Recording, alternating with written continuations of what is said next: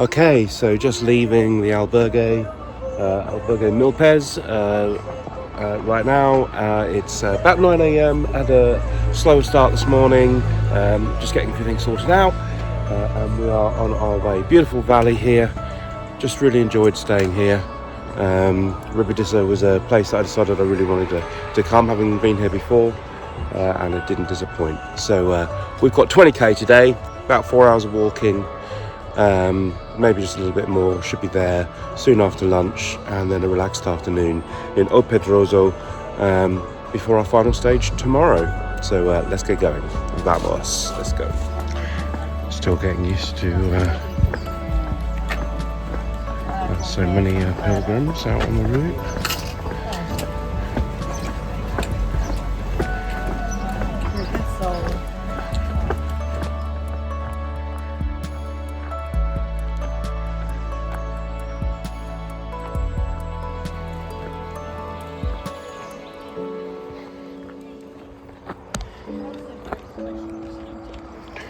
Leaving our Zua behind.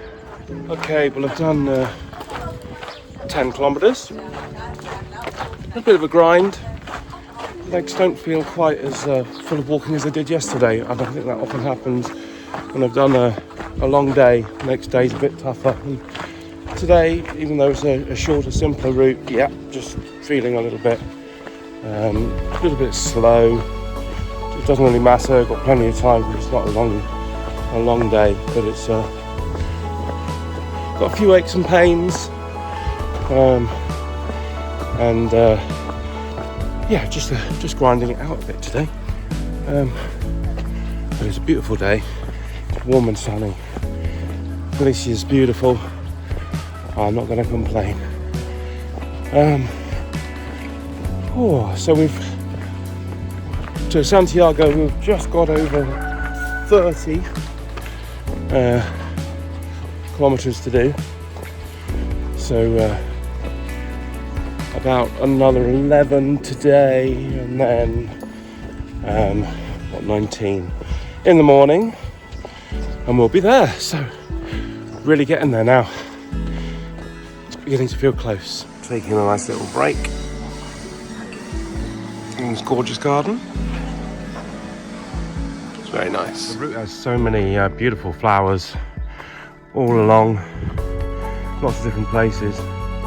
So nice to see.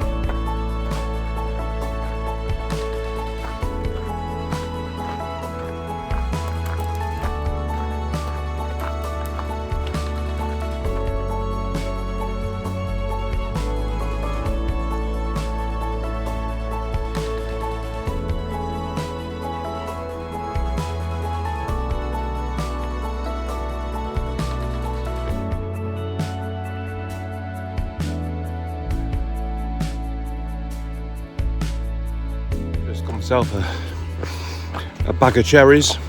They're really sweet, really nice. Oh, nice and refreshing to be eating along the way. We're getting there. Another 6k to go. There are so many of these places along the way. After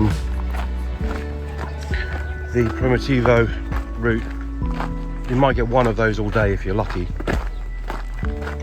Now there's a little taberna every couple of k. Loads of options to stop. Loads of people stopping.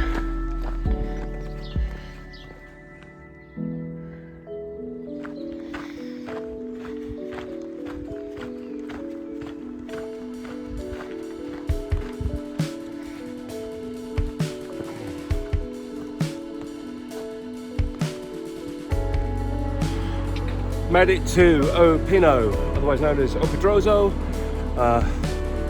and I'm made it. What should have been one of the easiest days on Camino, 20k, relatively flat, turned out to be one of the toughest. Just didn't have my legs today. Tired, so probably tired after yesterday. So relieved to get here. Whew, that was a full-on 22k, and I'm pooped, but I'm here. It's looking like we've got a forest fire somewhere. This is mist. This is all smoke. And my washing is out and it's got to get dry. So it's going to get dry, but it's going to get smoky. Oh well. Not much I can do about that. But yeah, it's getting thicker. You can really feel the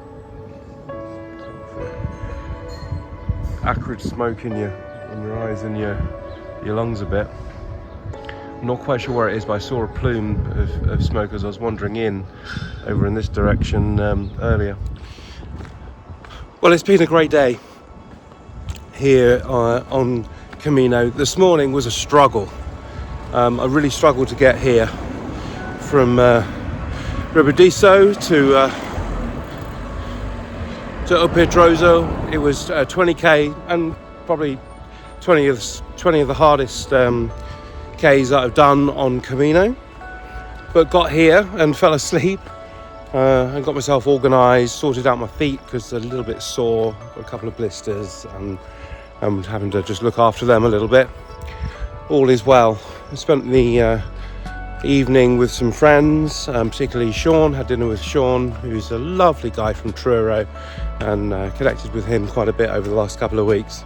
He was behind me in the queue for the plane on the way out and thought, oh, there's a pilgrim, and just spent some great time chatting. I've met so many fantastic people this time on Camino, from a guy from Boston and New York who's a Jew, and talked to him about Shabbat and the difference between sort of Christianity and Judaism, and got quite deep about that. And amazing guy from Montenegro who is Turkish and Iranian by birth, grew up in Turkey and then moved to Montenegro a few years ago, and just an awesome guy, amazing, he's going places.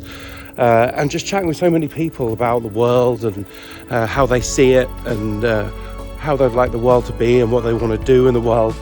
One of the main things, I think, is that there is truth.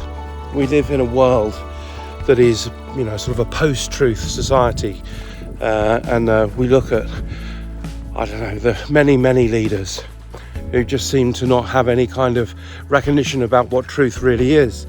For me, I look at America and the leadership there, and I find that really difficult, and spent some time with both Republicans and Democrats and talking to them about it, and I find it really difficult that there seems to be a lack of need for truth, or a lack of desire for truth, because truth holds us accountable.